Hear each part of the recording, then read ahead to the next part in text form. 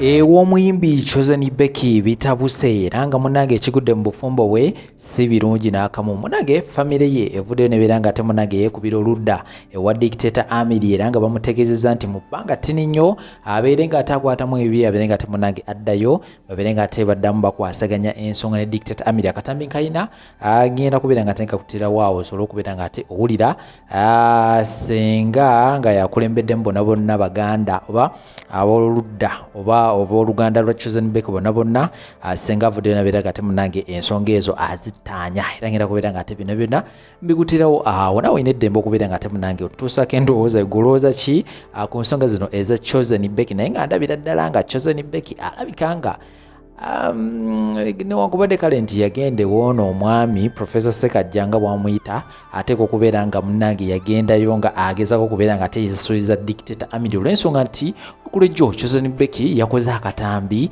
ng'ali ne mutabani we waliwo ka TikTok challenge ako ke yakoze era ka TikTok challenge ako kabadde kakwatagana ku Chosen Becky waliwo interview gye yakola sometime back nga ne Dictator Amiri n'ategeeza naga nti senga akeera ku makya n'ava mu bulamu bw'ensi eno bakeera ku makya nebeera nga ate munange ku ddaalo lye bawandiikako nti Chosen Becky loved Dictator Amiri olunaku lw'ejjo kyewuunyisa nti Chosen Becky yazazeewo nabeera nga ate munange akatambi ako akakola era ne bakakolamu challenge era nga nako ngenda kubeera nga tenka kutirawo awo sako n'ensonga endala nnyingi nnyo tula kali like nga sharingira ku abala comment section is open buli wobeera nga olina comment yo wansi awo tekigenda kubeera nga ate ogisulawo tuli ne Sheikh Ashraf musomi wa dduwa enamba z'essimu wansi awo ku stiika beera nga tokupololako ajja kubeera nga takuyambako gwe wena oli mu nteekateeka z'okubeera nga togendako ebweru w'eggwanga oyagala kulota bino byonna ajja kubeera nga ate abikuyambako side endala Habibu Airport pickup ate nabo balinnya okubeera nga ate bakukyuma ku side n'okubeera nga ate bakutuusa bino byonna gyewandagala okubeera nga ate otuka ate mu budde nkomo n'ensonga endala nnyingi nnyo temubaawo ku ntaana yange mbanga nfudde batekeko akapande nti Chosen Becky loved Dictator Amiri so much Javila Pro akaweta omwana saga muvuga speed naye nga kajja ku ntaana yange mbanga nfudde batekeko akapande nti Chosen Becky loved Dictator Amiri so much Javila Pro akaweta omwana saga muvuga speed naye nga kajja ku ntaana yange mbanga nfudde batekeko akapande nti Chosen Becky loved Dictator Amiri so much Javila Pro akaweta omwana saga muvuga speed naye nga kajja mbalamusizaako mwenna aba TikToker abagibeerako n'abajjumbizi bannange mwebale naye nsookera ddala okubabuuza ebyobuwangwa n'ennono twabisuula nina ekibuuzo kye njagala okubuuza bakulu bannange kuba nzira wano mu kayumba kange n'ensoberwa bakulu bannange abazaala Chosen Becky mwasuula ebyobuwangwa n'ennono wano mu Buganda ne bw'oba toli Muganda wano osigala oli mu Buganda mukeera mutya ku makya mubeerewo nga muwala wammwe bamukola polopozo oba bamusaba obufumbo nammwe ne mukwata akazindaalo ne muwa sipiiki kyenyinza okugamba nno muwala wange ne bw'oba ne bode ennene ne bw'oba mulungi otya ne bw'oba oli sereebu mbadde nkusaba olabire ku bayimbi banno basereebu banno nyinza okugirayo nga Moline Nantumi nenkugirayo Irene Namatovu mbasaba ekitiibwa kye beewa oba Maria mundagire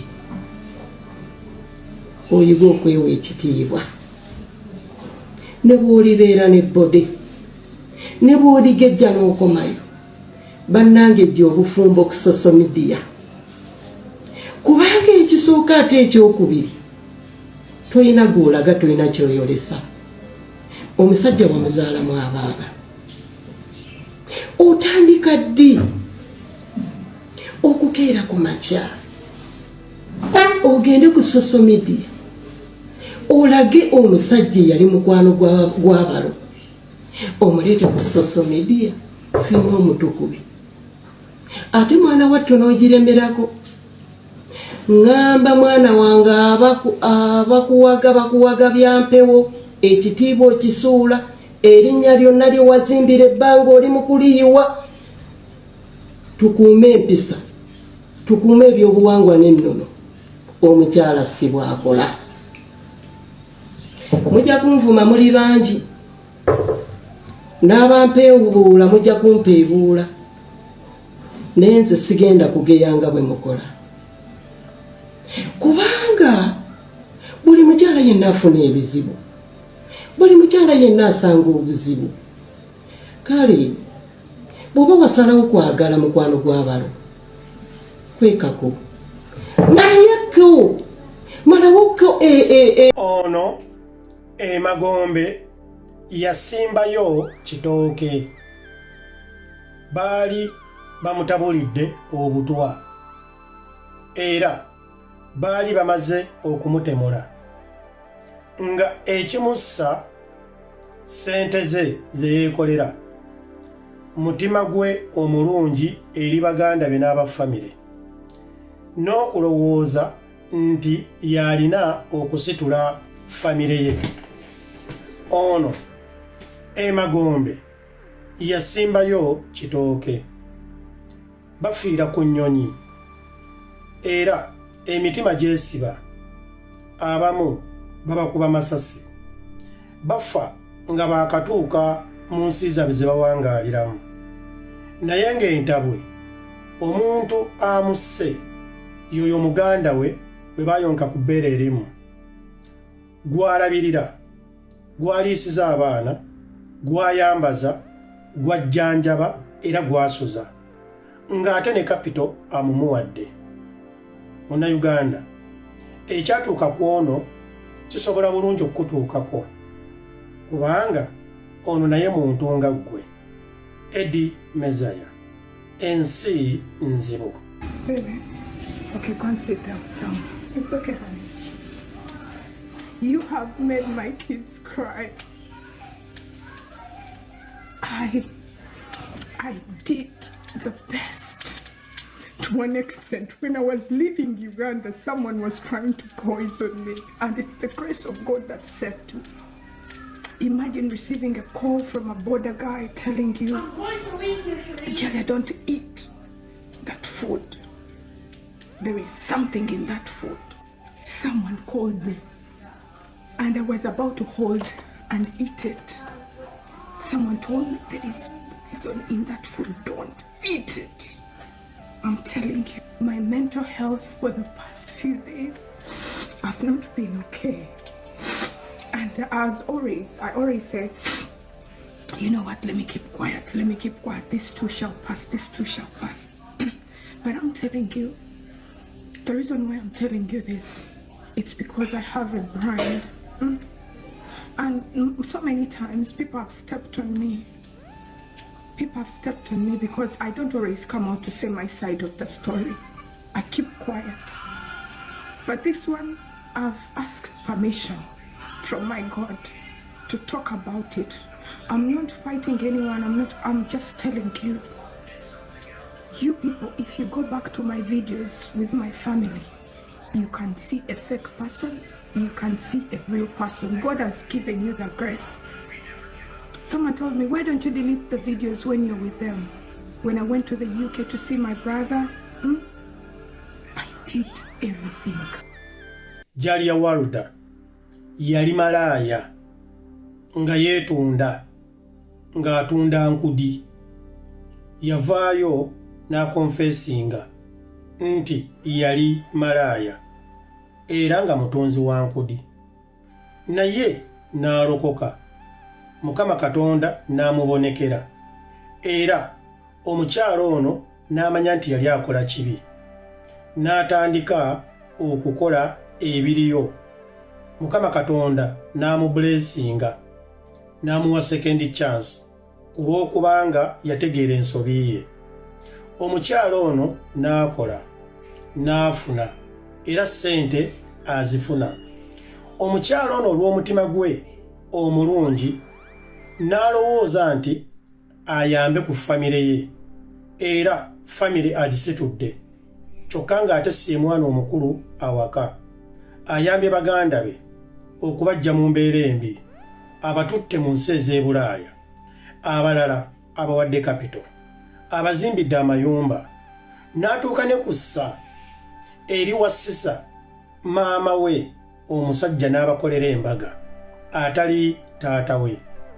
Ekyo kikulaga how beautiful this girl Jalia Waluda bwali. Naye essira n'omutima gwe agamba oba alowooza alina muganda we omulenzi yali abonaabonera e Uganda nga batuuse ku levo emwokya ebipiira olw'obubbi. Jalia yamuwanga ssente, yamuteekangamu ssente, naye nga buli ssente z'amuwa azoonoona, buli bizinesi gy'amukolera agyonoona.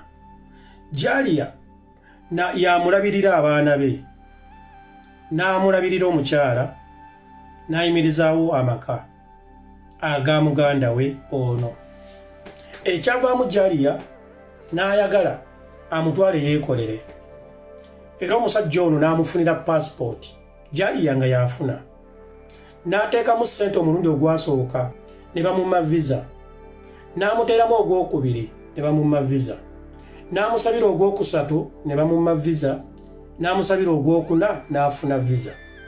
Kitegeeza Jalia mu muganda woono yamuteekamu ssente ezitakka wansi wa miliyoni eza Uganda 5 oba 4, kubanga abamanyi ebya visa mubimanyi, buli lwe bakumma paperwork aba mupya era agenti aba mupya.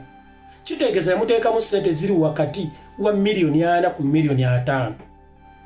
Bwe yamala okufuna visa n'amugulira tiketi, n'amufunira n'omulimu, n'amufunira ekyokukola, n'atandika okukola.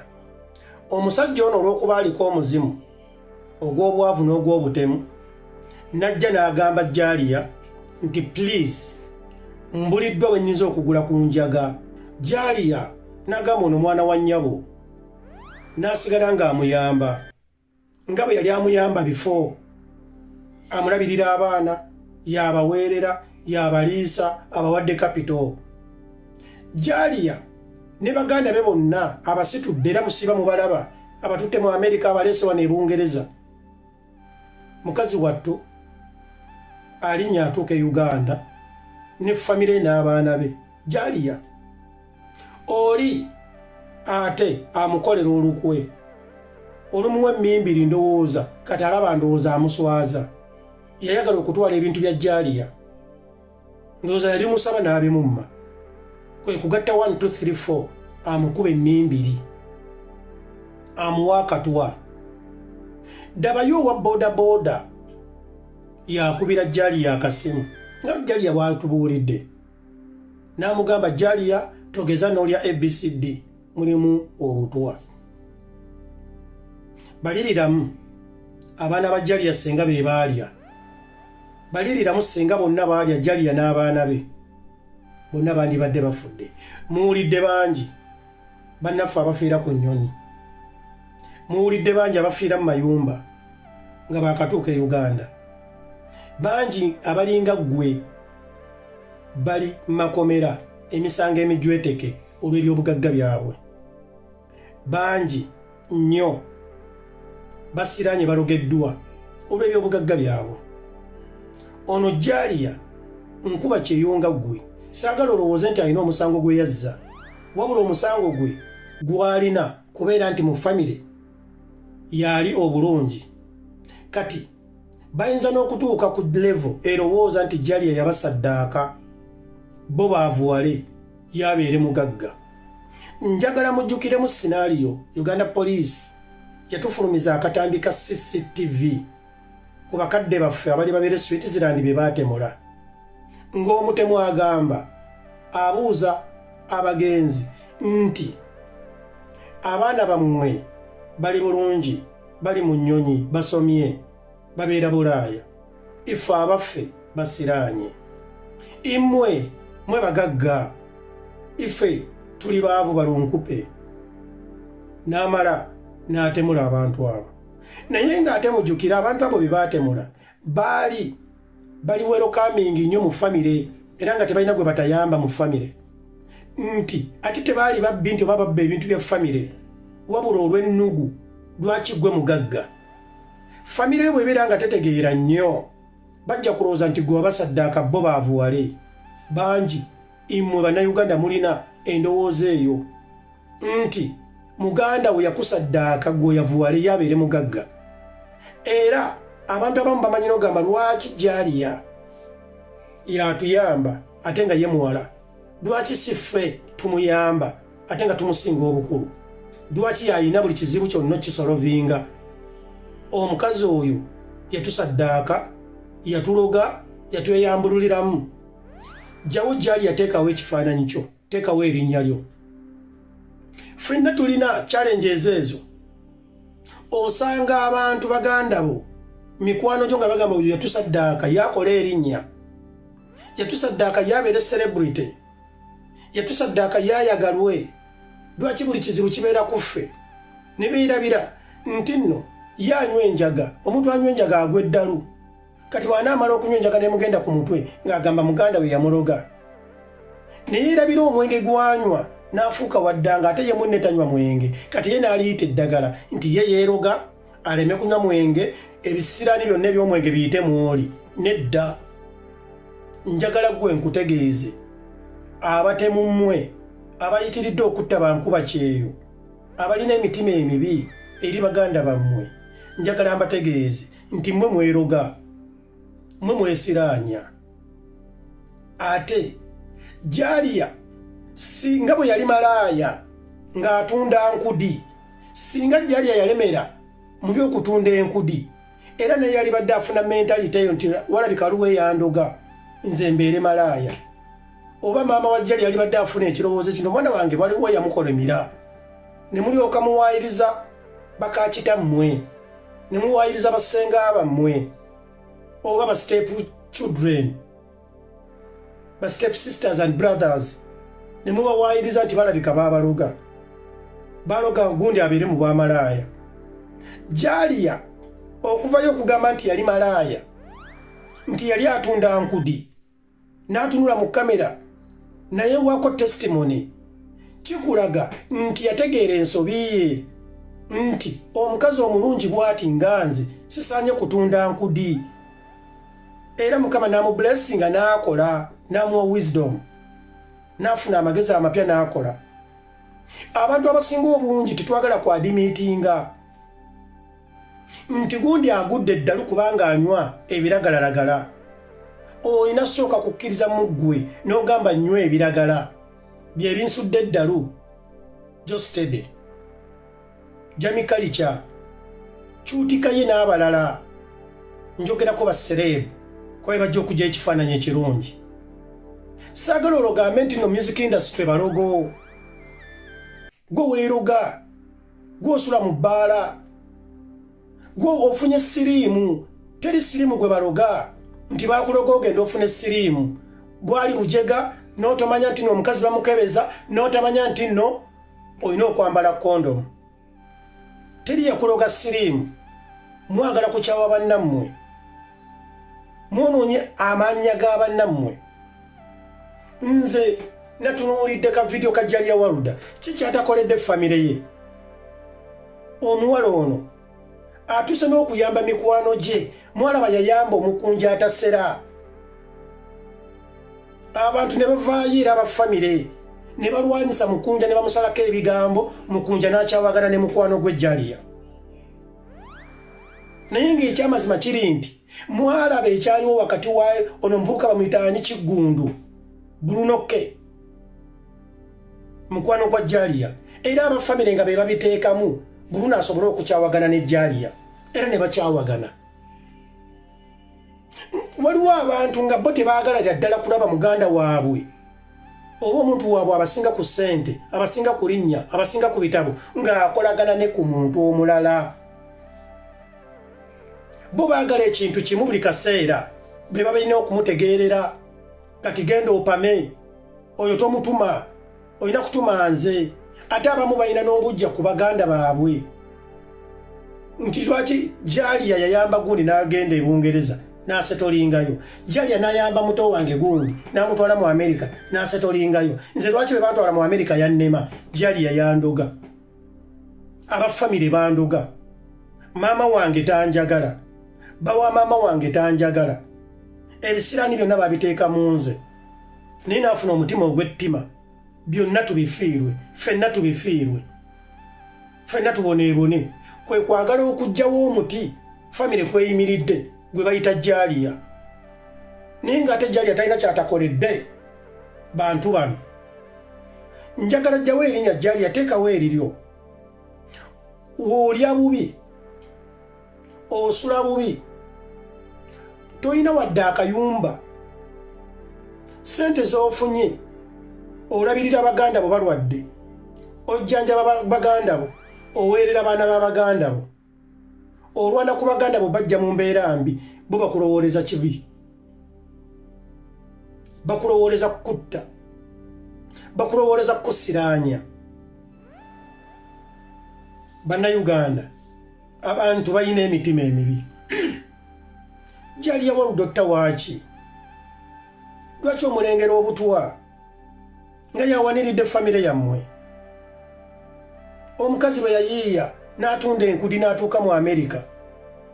Asitudde famire nti kale mwe aba famire immwe temuyinaako balabbi nti oba muli bamalaaya nti oba mwali babbi. Nze neewaddeyo kanzibe nfune enkovu erinnya lyange life family ngisitule.